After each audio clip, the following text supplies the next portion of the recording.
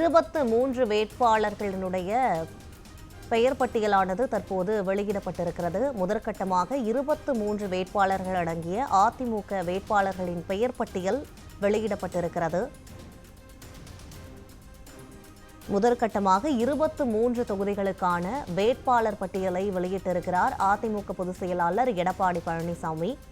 எடப்பாடி தொகுதியில் அதிமுக பொதுச் செயலாளர் எடப்பாடி பழனிசாமி போட்டியிடுவதாக அறிவிப்பு வெளியிடப்பட்டிருக்கிறது. வேப்பனஹள்ளி தொகுதியில் முன்னாள் அமைச்சர் KP முனுசாமி போட்டியிடுவதாக தகவலானது கிடைத்திருக்கிறது.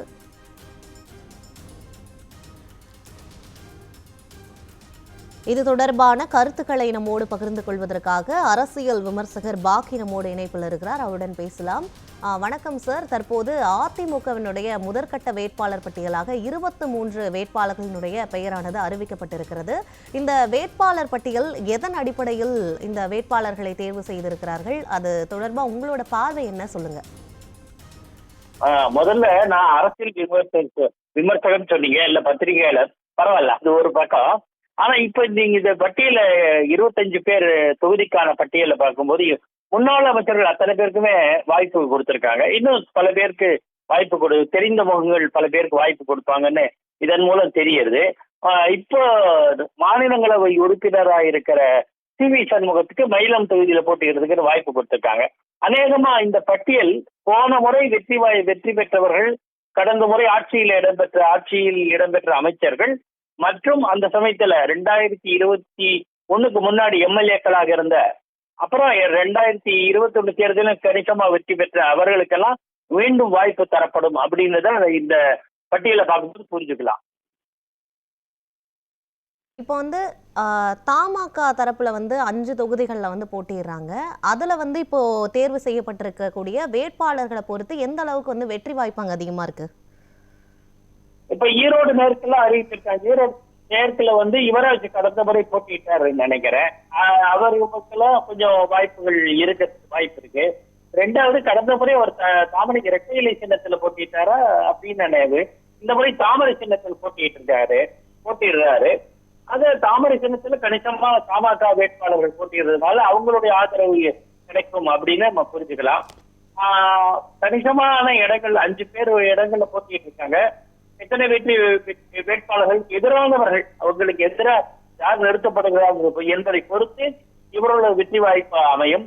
என்னை பொறுத்தவரை அதிமுக முன்னாள் அமைச்சர்கள் எல்லாருமே வெற்றி வாய்ப்புக்கு பிரகாசமா இருப்பதாகத்தான் நான் புரிந்து கொள்கிறேன். Okay sir. இப்போ காங்கிரஸ் கட்சி தொடர்ந்து 4 முறை வெற்றி பெற்ற ஒரு கிள்ளியூர் தொகுதியில தமாக போட்டிடுறாங்க. இதனால அங்க ஒரு வலுவான போட்டி உருவாகிறதுக்கான வாய்ப்பு இருக்கு. இதை பத்தி நீங்க என்ன நினைக்கிறீங்க? எந்த தொகுதியிலமா? கிள்ளியூர் தொகுதியில சார். கிள்ளியூர் காங்கிரஸ் கோட்டை. ஆனா தமிழ் மாநில காங்கிரஸ் GK மூப்பனார் தொடங்கிய போது அந்த கட்சி சார்புல குமாரதாஸ் போட்டியிட்டு வெற்றி பெற்றார் பல ஆண்டுகளுக்கு முன்பு. அதே அப்படி இருக்கும்போது அந்த தொகுதியில ஓரளவு மூப்பனாருடைய விசுவாசிகள் இருந்தால் காங்கிரஸ் கட்சியில் அந்த அந்த பகுதியில் இருக்கிற பட்சத்துல சீனிவாசனுடைய தமாகவிற்கு வாக்களிப்பார்கள். ஏன்னா தமாக வெற்றி பெற்ற இடம் ஒரு முறை வெற்றி பெற்றிருக்கு. அதன் பிறகு தமாக காங்கிரஸோடு இணைந்ததால் அந்த தொகுதி காங்கிரஸுக்கு போயிருக்குன்னு நினைக்கிறேன். இந்த முறை தெரியல. ஆனா இப்போ அநேகமா காங்கிரஸுக்கு தமாகவுக்கு வெற்றி வாய்ப்பு கிடைக்க வாய்ப்பு இருப்பதாக நான் கருதுகிறேன்.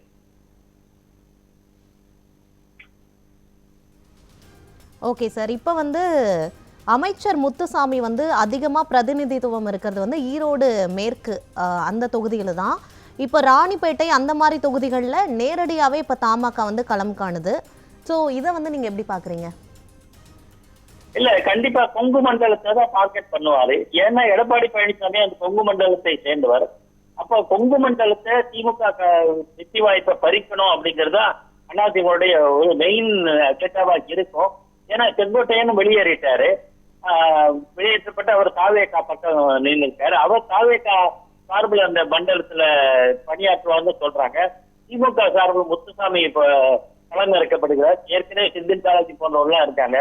அந்த கொங்கு மண்டலத்தை டார்கெட் பண்ணி எப்படி அந்த பகுதியை நாம வென்றெடுக்கணும் என்பதில் முனைப்பு காட்டுவாங்க.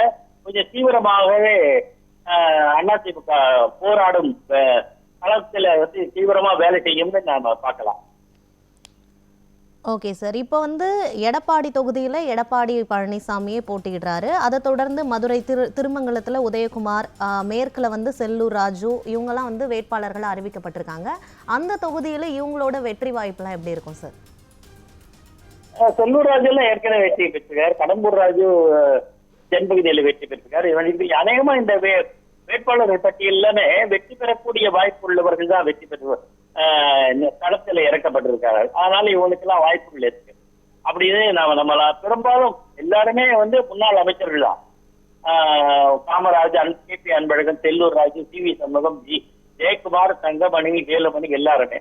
இதுல கடந்த தேர்தல்ல ஜெயக்குமாருக்கும் CV சண்முகத்துக்கும் வெற்றி வாய்ப்பு கை நழுவி போச்சு. இந்த முறை அப்படி இருக்காது என்று நம்பலாம்.